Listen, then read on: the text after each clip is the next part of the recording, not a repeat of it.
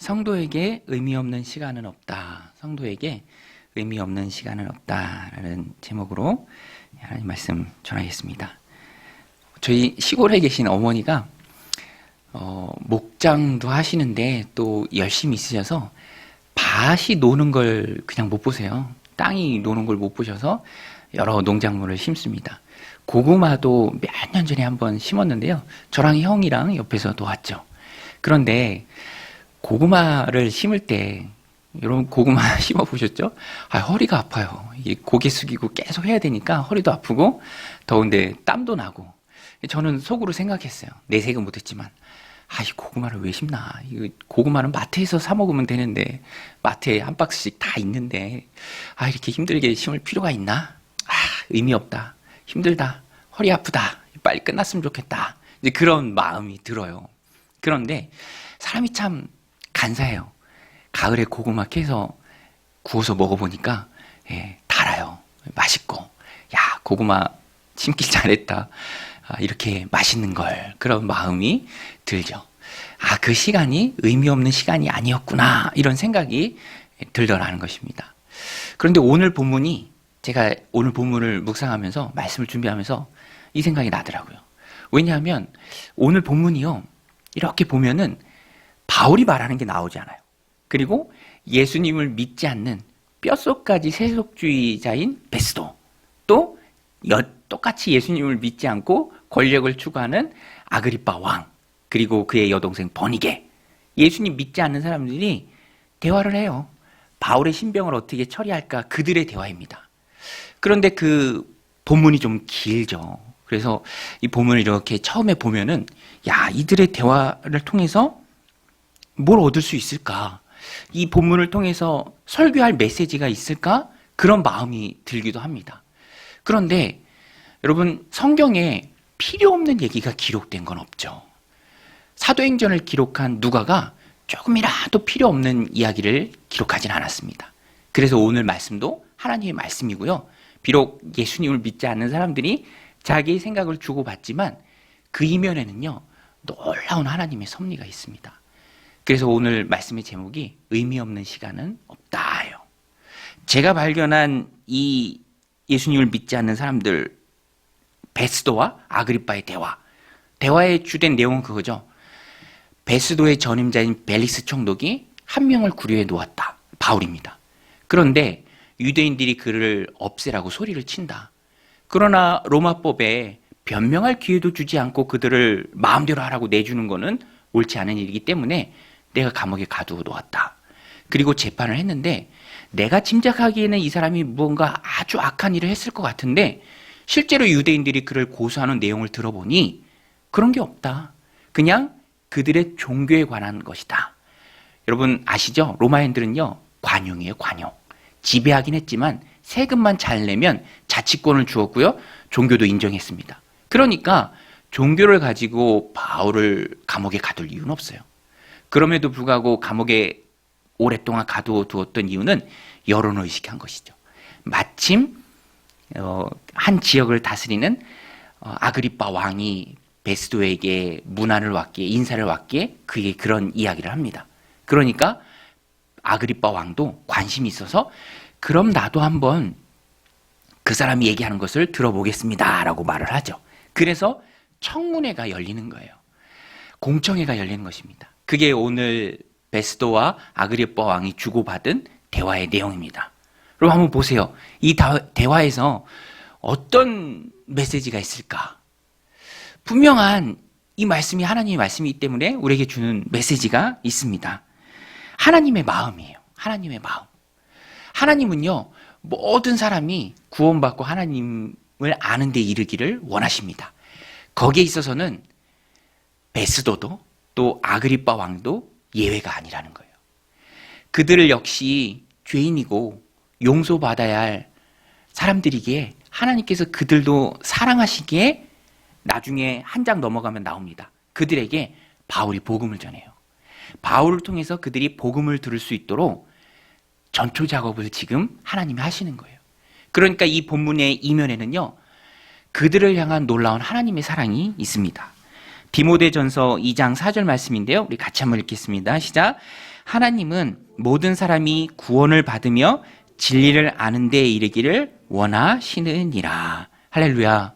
하나님은 모든 사람이 구원받기를 원하십니다. 거기에 있어서는 벨릭스도, 아그리빠 왕도, 그의 누이 버니게도 예외가 아니에요. 그래서 오늘 본문을 보면은요, 제가 붙잡고 또 깨닫고 느낀 것은 하나님께서는 이런 사람들도 사랑하시는구나.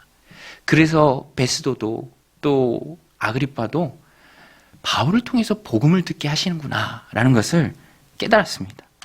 사실 베스도나 아그리빠나 그들의 면면을 생각할 때는 바울을 통해서 복음을 듣는 것 그 자체가 굉장히 큰 복이에요. 베스도는요, 로마의 총독입니다. 딱 바울이 예루살렘에 오는 그 시점에 새로 부임을 받았고요. 베스도가 어떻게 바울 같은 사람을 만날 수 있겠습니까? 그런데 만나요. 만나서 정말 복음의 진술을 바울을 통해서 듣습니다. 아그리빠도 베스도가 세속적인 사람이다라고 하면은 아그리빠는요, 권력에 아첨하는 사람이에요. 아그리빠 왕이 왕이라고 하지만 우리가 생각하는 그런 왕이 아니에요. 뭐 조선시대 왕 뭐 그런 게 아닙니다. 그냥 아주 조그만 한 지역, 유대 북동쪽에 있는 작은 나라 갈기스라는 그 곳을 다스리는 왕이에요. 로마의 황제에게 임명을 받았습니다. 예쁨을 받아서 황실에서 컸고요. 그 후에는 황제가 아우구스도 왕제가 이렇게 잘 해줘서 글라우디오 황제가 총애를 받고, 글라우디오 황제의 총애를 받고 성장해서 그 조그만 지역을 다스리는 이제 왕이 된 거죠. 헤롯 가문입니다. 여러분, 성경에 헤롯이 많이 나오죠? 유명한 헤롯이 한 5명 정도 나오는데, 헤롯 대왕, 헤롯 그레이트라고 하는 예수님 죽이려고 했던 2살 이하의 아이 영아살해했던 그 헤롯의 증손자예요. 마지막 헤롯입니다. 그리고 권력에 붙어서 이제 다스리는 그런 사람이죠. 지금도 유대 총독으로 부임한 베스도에게 잘 보이기 위해서 그를 예방한 것입니다. 그리고 그와 함께 온 여동생 버니게도요, 인생이 참 복잡하고 심란한 사람이에요. 남편이었던 사람이 한둘이 아니에요. 그러니까 참 인생이 어렵고 문란하고 또 심란한 사람이죠. 질서가 없는 사람입니다. 그런데 이런 사람들이 다른 사람들도 아니고 바울을 통해서 청문회에서 복음을 듣습니다. 청문회가 아니라 예수 영접 모임이에요. 복음 초청 집회입니다. 겉으로는 바울이 죄수의 신분이고 미결수여서 그 앞에 와서 자기를 변론하지만 바울은 그 자리를 통해서도 복음을 전합니다. 그러니까 하나님의 사랑이죠. 베스도를 향한 사랑, 또 아그리빠 왕을 향한 사랑, 또 그의 누이 버니게를 향한 사랑. 전혀 복음을 들을 수 있는 기회가 없는 사람들이지만 그 자리를 통해서 복음을 듣습니다. 우리 매일 성경으로 묵상하는 요나서가 4장까지 있죠. 오늘 끝납니다. 오늘 본문이 그거였죠. 요나가 하나님의 마음을 깨닫게 돼요. 여러분, 요나가 왜 하나님이랑 그렇게 부딪히는 모습으로 보였습니까? 요나가 왜 하나님의 낯을 피하여 도망갔습니까? 하나님의 명령이 요나 마음에 내키지 않는 거예요. 원수 나라가 아수르고요, 아시리아라고 하는 아수르고요, 또 그 나라의 수도가 니느웨인데 거기 가서 복음을 전하라는 거예요. 거기 가서 그들이 심판받지 않도록 네가 하나님의 말씀을 전해서 도우라는 거예요. 그러니까 그 요나 마음에, 인간적인 마음에 그 말씀이 내키지가 않는 거죠. 힘든 겁니다. 그래서 도망을 가죠. 그 요나가 조금씩 깨닫고 나중에는 완전히 깨어지는 것을 기록한 게 바로 요나서예요. 요나가 4장에 가서 보면 내키지 않지만 하나님 말씀 때문에 순종해서 니느웨를 돌면서 하나님의 말씀을 선포합니다. 회개하라. 그렇지 않으면 멸망받을 것이다. 그리고 산에 올라가서 멸망받기를 바라고 멸망받을 모습을 기대하고 구경을 해요. 그때 박넝쿨이 뜨거운 햇볕을 가려줍니다. 그런데 하나님께서 이것은 요나를 깨닫게 하기 위함이에요. 박넝쿨을 요나가 햇빛 가려주니까 너무너무 귀하게 여기는데 하나님께서 다시 그 박넝쿨을 뜨거운 햇볕으로 다 사그러지게 만듭니다. 그때 요나가 막 성을 내요. 화를 냅니다. 네가 왜 화를 내냐? 내가 화 낼 만해서 냅니다. 박넝쿨이 없어서 화를 냅니다. 이 정도로 하나님 앞에 화를 내죠. 그때 하나님께서 요나에게 깨닫게 하세요. 저는 요나서 4장 이 말씀 읽을 때마다 하나님의 마음을 깨닫습니다. 요나서 4장 9절 말씀인데요. 제가 읽어드리겠습니다. 하나님이 요나에게 이르시되 내가 이 박넝쿨로 말미암아 성내는 것이 어찌 옳으냐 하시니 그가 대답하되 내가 성내어 죽기까지 할지라도 옳으니이다 하니라. 여호와께서 이르시되 내가 수고도 아니하였고 재배도 아니하였고 하룻밤에 났다가 하룻밤에 말라버린 이 박넝쿨을 아꼈거든. 그 다음에 11절 말씀이 압권입니다. 11절 말씀이 하나님께서 요나에게 이렇게 말씀하세요. 하물며 이 큰 성읍 니느웨에는 좌우를 분별하지 못하는 자가 12만여 명이요 가축도 많이 있나니 내가 어찌 아끼지 아니하겠느냐 하시니라. 여러분, 하나님은 우리를 아끼시는 분인 줄로 믿습니다. 하나님은요, 이방인도 아끼시는 분이세요. 아직 예수님을 믿지 않는 사람도 구원받아야 될 하나님의 백성으로 알고 모든 사람이 구원받고 진리를 아는 데 이르기를 원하시는 게 바로 하나님의 마음입니다. 그러니까 오늘 본문에 세속주의자이고 또 자기 이익만을 위하고 자기 안위만을 원하는 그런 베스도도 사랑하시고요. 또 아그리빠 왕도 사랑하셔서 바울을 통해서 복음을 듣게 하십니다. 선지자 요나를 보내서 회개하도록 니느웨 백성도 사랑하신 분이 하나님이시죠. 오늘 우리도 이 말씀이 1차적으로는 우리에게도 적용될 수 있죠. 예. 우리도 베스도처럼 또 아그리빠 왕처럼 우리 자신만 알았던 그런 이기적인 사람이었죠. 그러나 하나님이 우리를 사랑하셔서 자녀 삼아주시고 불러주시고 믿음 안에 들어오게 하신 겁니다. 여러분 믿으십니까? 하나님이 우리를 불러주신 줄로 믿습니다. 하나님이 아니면 믿음이 안 생겨요. 하나님이 아니면, 하나님이 믿음 주시지 않으면 이 아침에 이 주일날 하나님 기억하고 마음 정돈하고 사모하는 마음으로 나와서 예배 드리기가 어렵죠. 어려워요. 불가능합니다. 하나님이 우리를 찾아와 주신 거예요. 그리고 우리 안에 불같은 믿음을 넣어주시고 또 사모하는 마음을 주셨기 때문에 오늘 우리가 하나님 예배하고 또 하나님 사랑할 수 있는 것이죠. 저도요, 어렸을 때 형님이 TV에서 야구를 그렇게 즐겨봤어요. 그러면 저는 학생 때 야구를 안 좋아했거든요. 물론 지금도 좋아하지 않고. 그런데 항상 이 TV 채널의 권한을 형이 갖고 있으니까 야구 보는 형을 보면서 아, 나도 저거를 좀 재밌게 봤으면 좋겠다. 그리고 그 후에 성장한 후에도 야구를 좋아하는 분들이 제 주변에 많이 있어서 같이 뭘 보게 되면 항상 야구를 보더라고요. 그래서 나도 좀 야구를 좋아했으면 좋겠다. 근데 이게 잘 안 돼요. 근데 어떤 면에서는 믿음이 그렇습니다. 믿음이 그래요. 믿고 싶고 믿으려는 마음이 있지만 결국에 하나님이 믿음을 주셔야 다른 모든 장애적인 요소를 극복하고 내 안에 믿음이 생기고 신앙생활을 해나갈 수 있는 거거든요. 그러니까 하나님이 내게 주신 은혜가 너무너무 귀하죠. 베스도 같은 사람, 아그리파 같은 사람, 나만 알던 이기적인 사람. 그러나 하나님 찾아주시고 믿음을 넣어주시고 신앙의 한 걸음 한 걸음을 걸어갈 수 있도록 자녀 삼아주시고 불러주신 그 하나님 너무너무 감사하죠. 하나님의 사랑은 차별이 없다는 것입니다. 우리 로마서 10장 12절 같이 읽겠습니다. 유대인이나 헬라인이나 차별이 없음이라. 한 분이신 주께서 모든 사람의 주가 되사 그를 부르는 모든 사람에게 부요하시도다. 하나님의 사랑은 차별이 없습니다. 차별이 없어요. 그래서 세상적인 기준으로는 부족한 것들이 많이 있지만 그래도 차별 없이 하나님이 우리를 불러주셨고요. 자녀 삼아 주셨습니다. 하나님은 사랑하세요. 베스도도 사랑하시고요. 또 아그리빠 왕도 사랑하고 생활이 복잡하고 심란했던 버니게도 사랑하셔서 복음의 자리에 초청해 주시고 바울을 통해서 복음을 듣게 하십니다. 기회에 있어서는 공평하신 분이 바로 하나님이세요. 오늘 우리도 이런 하나님의 사랑을 이 본문을 통해서 깨닫고 우리가 우리들 삶 가운데 적용해야 될 게 있습니다. 그게 무엇이냐면 우리도 이런 하나님의 사랑으로 바라보자라는 거예요. 우리 한번 따라서 해보겠습니다. 하나님의 사랑으로 바라보자. 나태주 시인의 시가 있잖아요. 참 유명하시죠. 자세히 보아야 예쁘다. 오래 보아야 사랑스럽다. 너도 그렇다. 너도 그렇다. 잠깐 보고 훑어보면 사랑할 이유가 별로 없는 것 같아요. 그러나 이 시를 하나님의 말씀으로 좀 변형한다면 하나님의 마음으로, 하나님의 눈으로, 하나님의 관점으로 저 또한 사랑받기 위해 태어난 하나님의 사람이다 라고 우리가 바라보면 사랑할 수 있다는 거예요. 오늘 우리도 하나님이 그런 눈을 주셔야 됩니다. 그러면 왜 긍휼하게 여기는 마음이 없겠습니까? 왜 불쌍히 여기는 마음이 없겠습니까?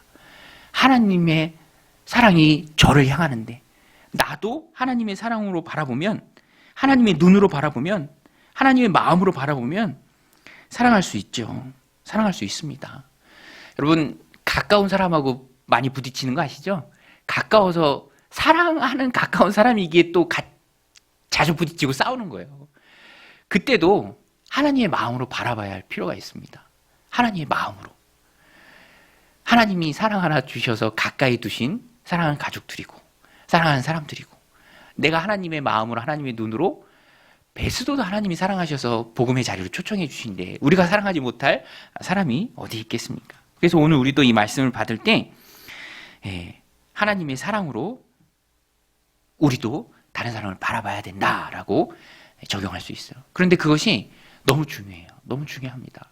왜냐하면 우리는 죄성이 있는 육신 안에 거하기 때문에 불쑥불쑥 내 기준으로 정죄하고 판단하고 그럴 때가 참 많이 있어요.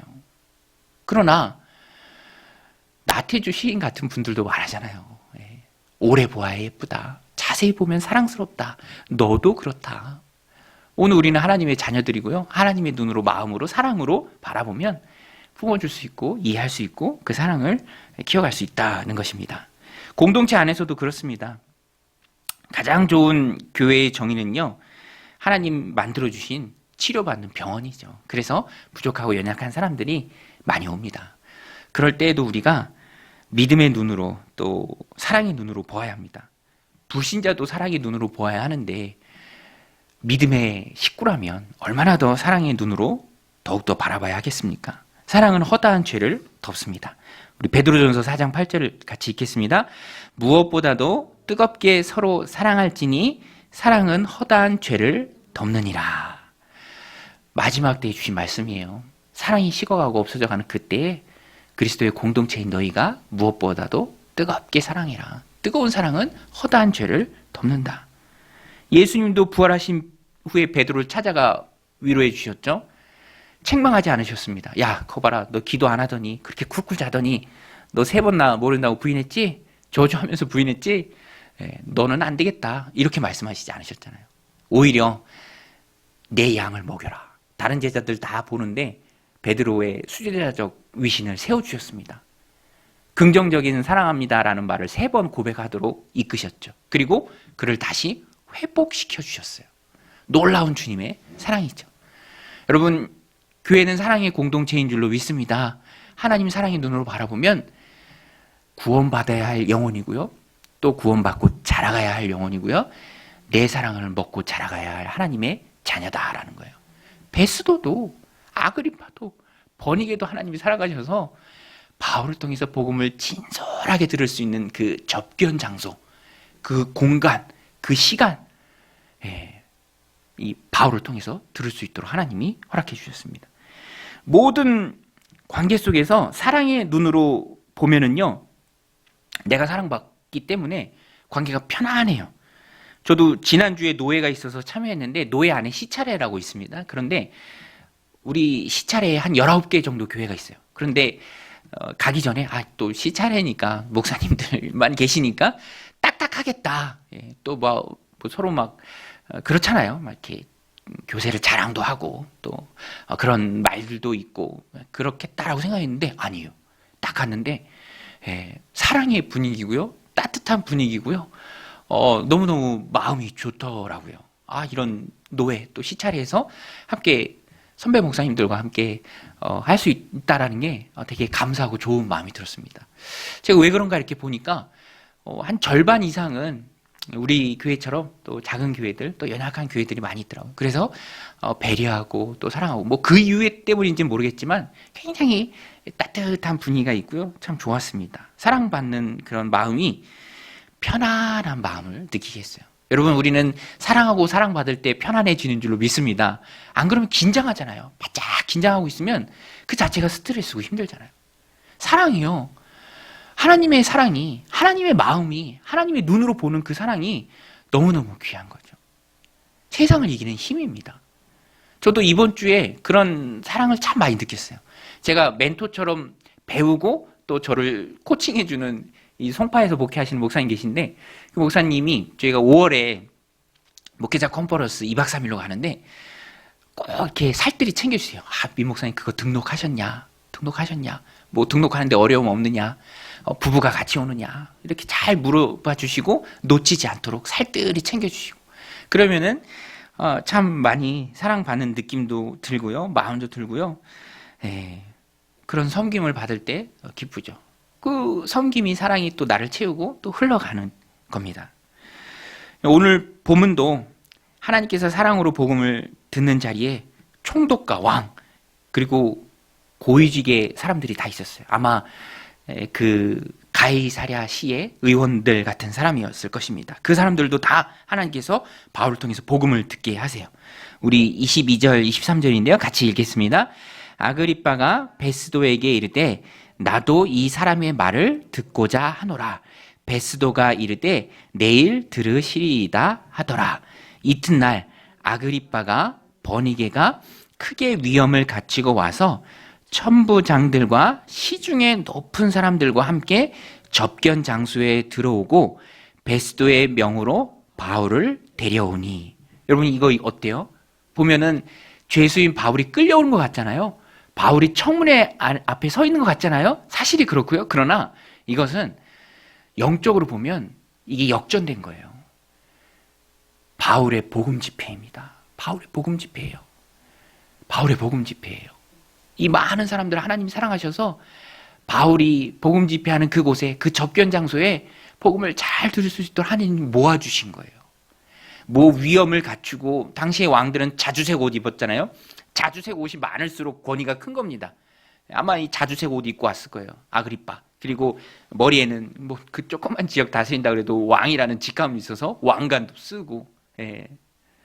그러나 바울은 미결수고 죄수의 신분이지만 영적으로 보면 바울의 전하는 권세 앞에, 그 복음 앞에 무릎 꿇고 잘 들어야 될 사람이고, 그 복음 집회 초청 시간에 하나님이 불러주신 것이죠. 하나님의 사랑이 그토록 크다라는 것입니다. 오늘 우리도 하나님 사랑의 눈으로 이런 자리를 만들어야 해요. 이런 자리를, 복음 들을 수 있는 이런 자리. 모든 게 하나님 사랑의 그런 자리를 하나님 만들어 주신 거죠. 하나님의 세팅이죠. 여러분, 하나님은 사랑이신 줄로 믿습니다. 오늘 우리도 그 사랑을 흘려보내야 할 하나님의 자녀들인 줄로 믿습니다. 주님이 보여주신 그 사랑, 하나님의 사랑, 우리들 마음 가운데 품고 하나님의 사랑을 많이 받고 또 세상을 향해서 그 하나님의 사랑을 흘려보내는 하나님의 눈으로 바라보고 품어주고 위해주고 세워주는 우리 믿음의 신실한 종들이 다 되시기를 주님의 이름으로 간절히 축원드립니다. 오늘 말씀의 두 번째 토픽은요, 이렇게 바울이 빠진 모임의 대화가 바울의 앞으로의 향후 계획을 다 결정해요. 바울이 없는 자리에서 바울을 어떻게 할 것인가. 그러면 바울로서는 참 안타까울 수 있고 암담할 수도 있죠. 내가 없는 자리에서 내 일이 다 결정이 됩니다. 그런데 하나님께서 다 바울을 위해서 섭리하고 계세요. 그러니까 바울이 없을 때 바울에 대한 모든 결정이 다 이루어지는 시간이라 할지라도 그 시간이 절대로 바울에게 의미 없는 시간은 아니에요. 오히려 바울에게 꼭 필요한 시간입니다. 왜? 하나님이 바울을 위해서 그 시간 오고 가는 대화, 그 사람들의 결정, 하나님이 다 붙잡고 계세요. 그리고 그것을 하나님이 바울을 위해서 이끌어 가십니다. 그러니까 나 없이 벌어지는 그 시간이라 할지라도 바울에게 있어서는 꼭 필요한 시간이고요, 의미 있는 시간이에요. 오늘 말씀 제목이 그래서 성도에게 있어서는 의미 없는 시간은 하나도 없다. 하나님이 섭리하시기 때문에. 오늘 본문에도 이 자리가 왜 만들어졌죠? 왜 청문회가 필요합니까? 바울이 로마에 가야 하기 때문에 그래요. 로마에 가기 위해서는 황제 앞에 서는데 황제 앞에 그냥 덜렁 바울만 보낼 수가 없어요.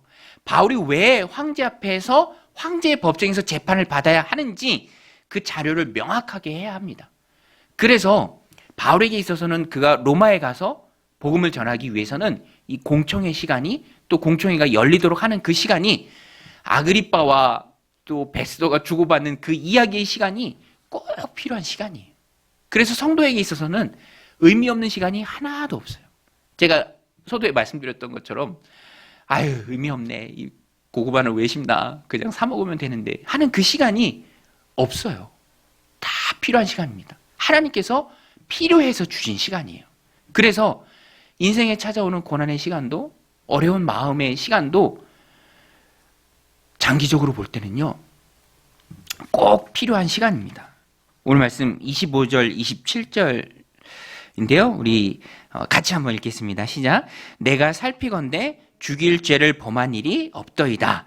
그러나 그가 황제에게 상소한 고로 보내기로 결정하였나이다.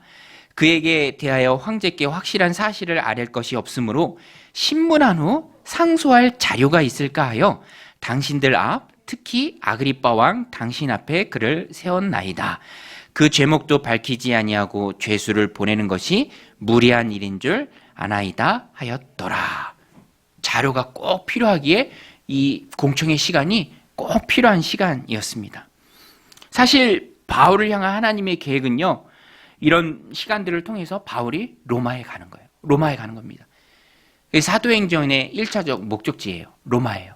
비록 죄수의 신분이지만 그래서 안전하게 로마에 가죠. 우리 23장 11절 우리 같이 읽겠습니다. 시작. 그날 밤에 주께서 바울 곁에 서서 이르시되 담대하라. 내가 예루살렘에서 나의 일을 증언한 것 같이 로마에서도 증언하여야 하리라 하시니라. 로마에 서야 했습니다. 로마에 가야 했어요. 그것이 하나님의 뜻이에요. 사실 이렇게 로마에 가기 위해 바울이 죄수가 된 것도요 하나님의 섭리예요. 예루살렘에 있는 유대인들이 바울을 그냥 두려고 하지 않았습니다. 여러분 아시죠? 우리 말씀 살펴봤잖아요. 바울을 죽이기 전에는 먹지도 않겠다, 마시지도 않겠다라고 조직된 결사대가 40명이 넘었어요. 만약에 바울이 감옥에 있지 않았다면, 자유로운 몸이었다면 금방 죽임을 당했을 것입니다. 크게 외쳤어요. 아주 집요하게 또 격렬하게 바울을 죽이고자 했습니다. 그게 이 사람들의 마음이었어요. 그러니까 하나님은요, 하나님 섭리 가운데 바울을 가두신 거예요. 당시에 바울을 죽이려는 유대인이 얼마나 많았습니까? 결국 바울이 잡힌 것, 또 미결수의 신분이 된 것, 그래서 호송을 받는 것, 이 모든 것이 다 하나님의 섭리입니다. 하나님의 보호하심이죠. 그러니까 지금 이 바울이 로마에 가기 위해서 자료를 첨부해야 될 그 공청의 시간도 바울에게 꼭 필요한 시간이었어요. 우리가 이것을 알아야 합니다. 여러분, 성도에게 있어서 필요 없는 시간은 없는 줄로 믿습니다. 다 하나님의 섭리예요. 필요 없는 시간이 없어요. 의미 없는 시간이 없습니다. 꼭 필요한 시간이에요. 저도 이 말씀 준비하면서 군대에 있었을 때 있었던 일이 생각났는데요. 훈련소 때 마침 훈련소 바닥에 보도블록을 깔 일이 있어요. 그런데 군대니까 벽돌로 보도블록을 깔았어요. 그래서 훈련소에서 그렇게 벽돌을 많이 날랐습니다. 저는 총검술도 안 배웠어요. 총검술 배우는 그 주차에 벽돌만 계속 날랐어요. 벽돌만. 그 들것처럼 생긴 단가라고 있거든요. 단가.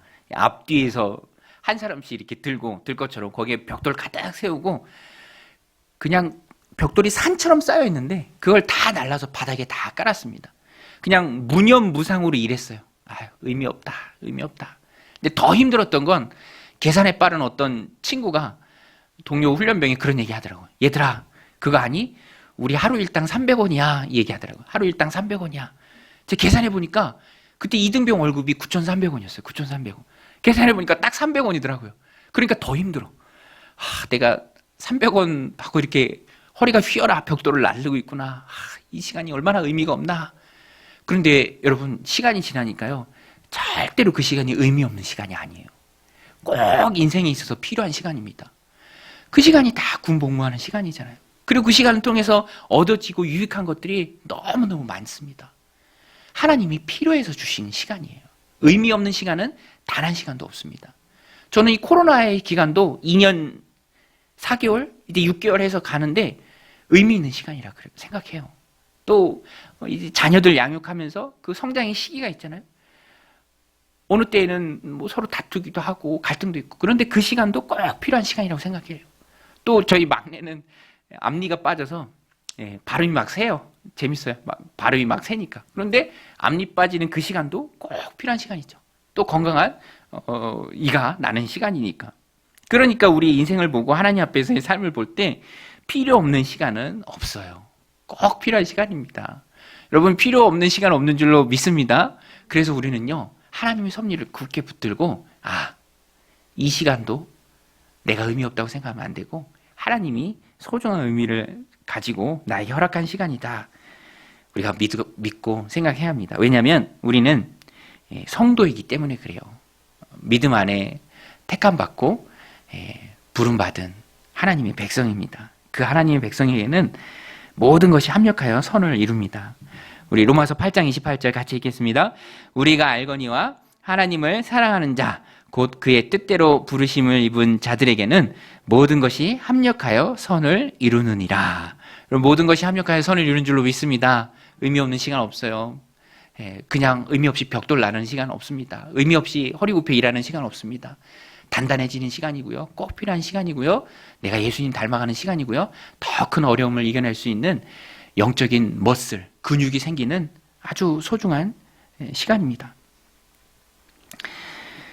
오늘 본문을 보면 그것을 잘 알 수 있죠. 바울도 이 시간 때문에 결국에는 로마로 가게 됩니다. 어떤 분은 그렇게 얘기하더라고요.